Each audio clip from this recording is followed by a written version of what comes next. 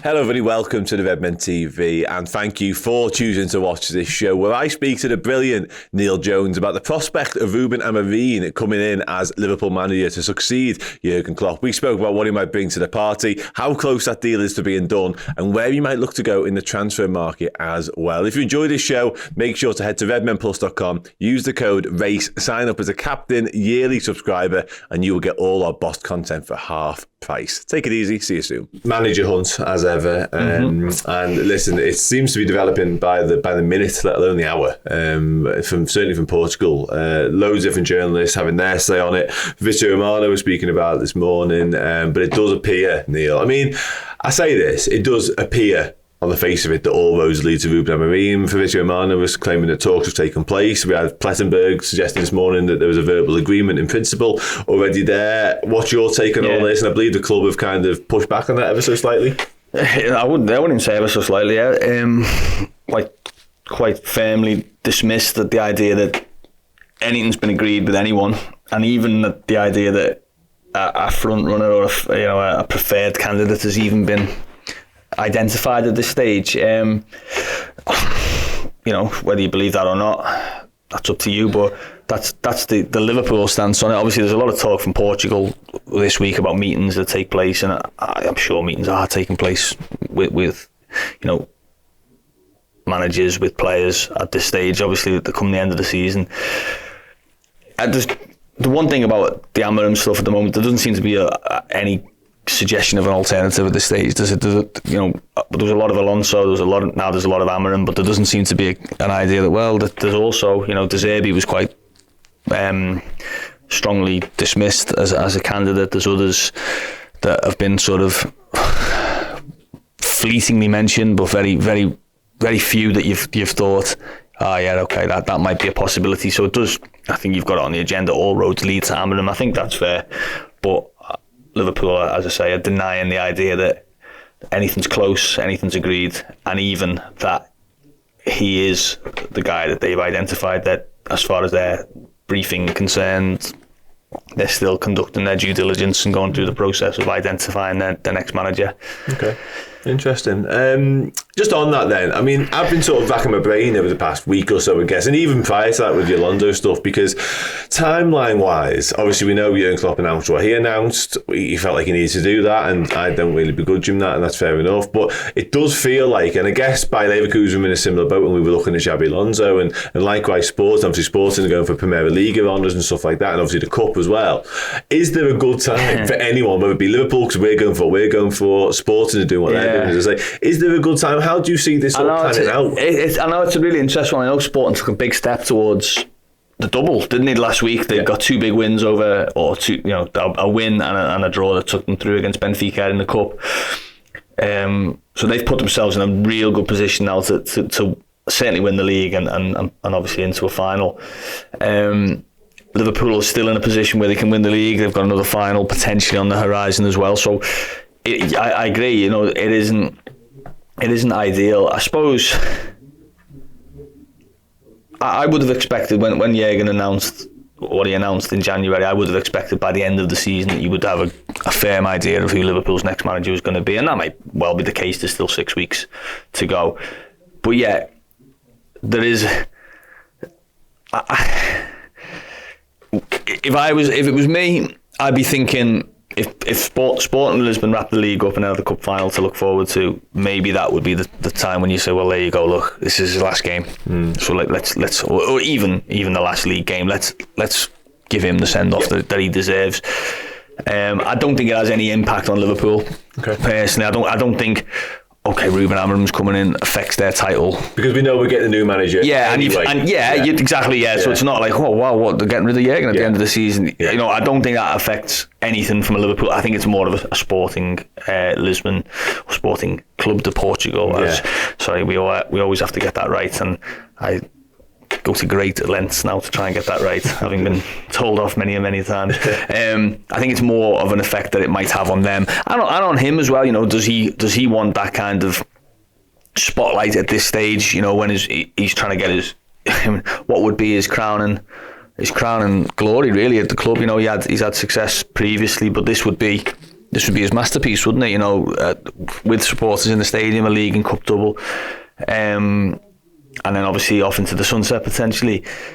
So I think it would be more from that side of it. But yeah, obviously as fans and as journalists and as pundits and as observers, we want some clarity, don't we, about Liverpool? We want to know who the manager's going to be. And I know there's a question down below from the Discord about that. It's a really difficult one to answer. But the more clarity you get soon enough would be helpful. I'm not sure. I'm not sure it will. I will get my wish that it's all confirmed by the end of the season. No, that's it. And it's interesting. We'll come to the Discord question now, because it is on the topic. It's very on brand. To be honest with you, I asked the Discord this morning, and pretty much the instant 5 replies were all of very similar ilk in terms of what if or when Amorim takes over. Is he likely to bring any players from Sporting? That was some signs. The variants of that were who might he be targeting for his philosophy and all that sort of stuff. I guess, you know, the obvious answer, not the obvious one maybe, but the one that sort of stands out would be Inacio, given we were linked to him last summer. Yeah, well, and also you know, if he's going to stick to the philosophy, he plays a back three, doesn't he? Or he plays with three centre backs. You could argue Liverpool have got the tools to play with 3 centre backs if he wanted, especially with Joe Gomez. I think Quansah's quite adept playing in wide areas as well. I think Konate's quite adept playing in wide areas. You probably don't have a natural left side, although Gomez has played left back enough. So yeah, you'd be looking at maybe him and Diamande, the 2 centre backs that have done particularly well this season. Ignacio before that, I think Gonçalves has been linked a lot. Obviously, I don't see him signing someone like Gyökeres, who's been their top scorer, but he looks like he's been primed for a move. I think he's been linked with a lot of clubs. I mean, he was one that Everton were looking at, I think, when he was at Coventry. I wonder if they wish they'd have taken him now. But I think there's always this expectation, when a manager takes over, and maybe it comes a little bit from Brendan Rodgers, before that maybe Roy Hodgson as well, that they're going to go straight back and get all the players. I remember when Klopp came in, and every week it was he's going to get Royce. The sign Royce was going on for months, wasn't it? I think with FSG, the hashtag. And he didn't really, did he? You know, he went back to Germany and he got Matip and he got Klavan and Karius. Keita at some point. Keita, further down the line. But in his early days, it was very much, you know, he bought the players that he felt he needed rather than the players he knew. So I don't think it's clear and obvious that he's going to do it. But the interesting thing is that if he was to come in and he's going to go for the same system that has been successful for him, and you know he may well do that, then there will be a need, I think, to just change a couple of types of player, a couple of certain, make a couple of signings that might be different to someone, would be different to say if Jurgen was staying for another season, because you might say, well, actually we don't need as many centre backs. You know, if you're playing 3, you probably need 5, don't you, in your squad? Whereas maybe Jurgen's would be more midfielder heavy or even forward heavy. So I think it's intriguing, and I sort of would quite. It'd be quite nice to see. I'd like the Jurgen to stay, but it'd be nice to see a different Liverpool where you've got, actually, do you know what, let's see what this is going to look like. And, you know, you might see certain other players become just suddenly unlocked and have different positions or have a greater role in the team.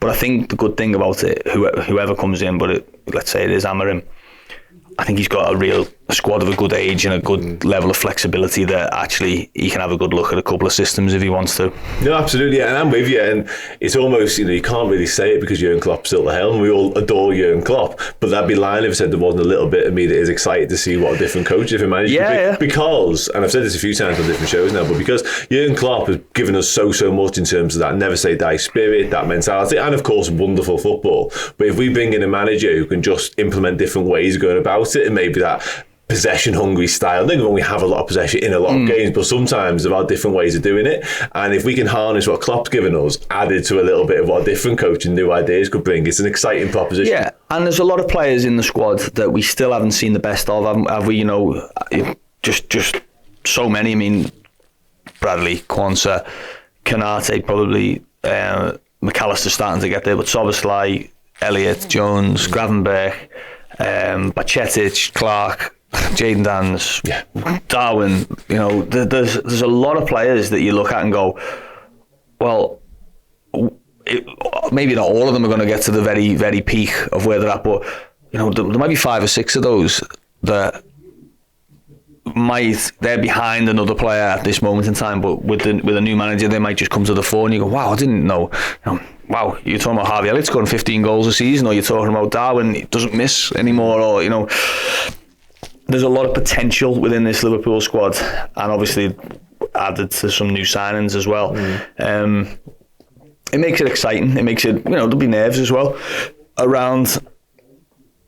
We're probably going to have to get our heads around the fact that you maybe don't win as often as we've become used to under Klopp, and we don't go for quadruples. Maybe we have to swallow that, but at the same time, it doesn't mean that they can't be a very strong team and a very, very exciting team to watch. You know, as I say, his sporting teams tend to score a lot of goals and don't concede many, and that's not a bad combination to have. And especially if they're taking on, you know, clubs that traditionally have been more successful than they have, then the ingredients are there at least for, you know, excitement going forward. No, it bodes well, it does. And just finally on him, I wanted to ask you, actually, it's just popped into my head a moment ago.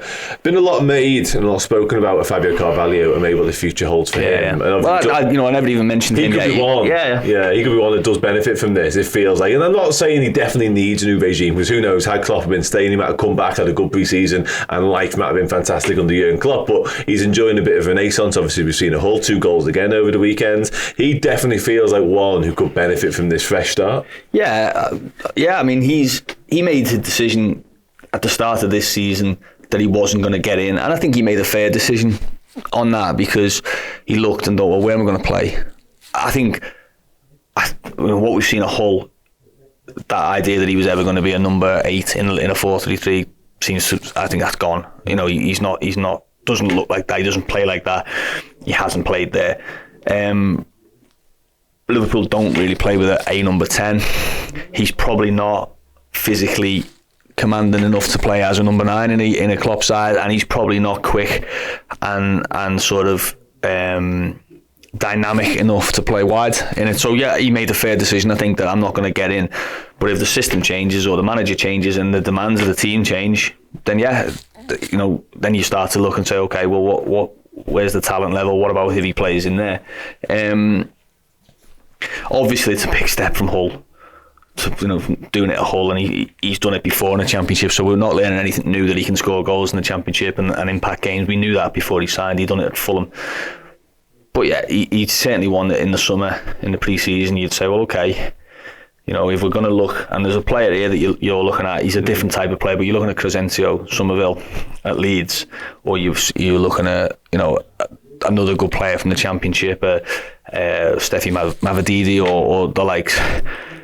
Well, let's have a look at this guy first, and let's see what his level's at before we start, you know, going and signing players who've got similar pedigree or similar potential. We've already got one in the door. Let's have a look at him at least in pre-season. But it would be a hell of a redemption story. I say redemption, he hasn't really done anything wrong, but a hell of a sort of a journey if Carvalho was to become a part of Liverpool's squad 2 years on from when he signed with such high hopes. Yeah, absolutely, yeah. And just finally on the Amorim thing, I mean, we've said it there, it's clearly not cut and dried, but as you said, there aren't really any other guys. It felt like whilst the Alonso stuff was going on, there was always that little added online, or that little tagline of, oh yeah, but Amorim's also in contention. That feels less, obviously they've kind of dismissed the De Zerbi thing, the Nagelsmann thing's gone quiet, he's obviously in the Germany role now.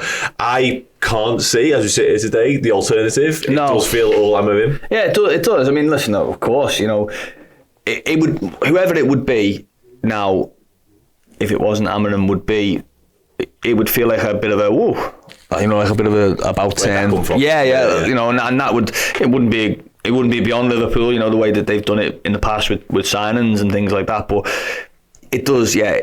I go back to that, what's on the agenda there, but all roads lead to him. I think it does look like he's very much front and centre. It's just a tough managerial market at the moment, isn't it? It's not, you know, and it shows really, doesn't it, how quickly the world moves on. You know, you think of maybe when Jurgen signed that contract in 2022, you might have had Graham Potter in the frame, Steven Gerrard in the frame, you know, there might have been Pochettino in the frame. All of those have either, Ten Hag, another one, you know, all of those have either gone somewhere else or just not quite done what they were supposed to be doing, or they were expected to do.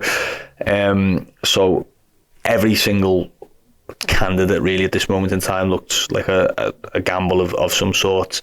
I suppose, Amorim, 39, you know, a history of winning.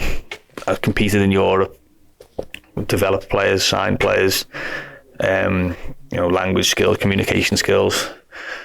He maybe does tick most of the boxes, or more of the boxes than others. Hey, thank you so much for checking out the content today. If you want to get your name in and amongst these wonderful people, then head to redmenplus.com. Join as a Legend tier subscriber. You're going to get free merchandise codes. You're going to get in our Discord, and you're going to get your name at the end of YouTube videos. Yes, redmenplus.com, Legend tier status.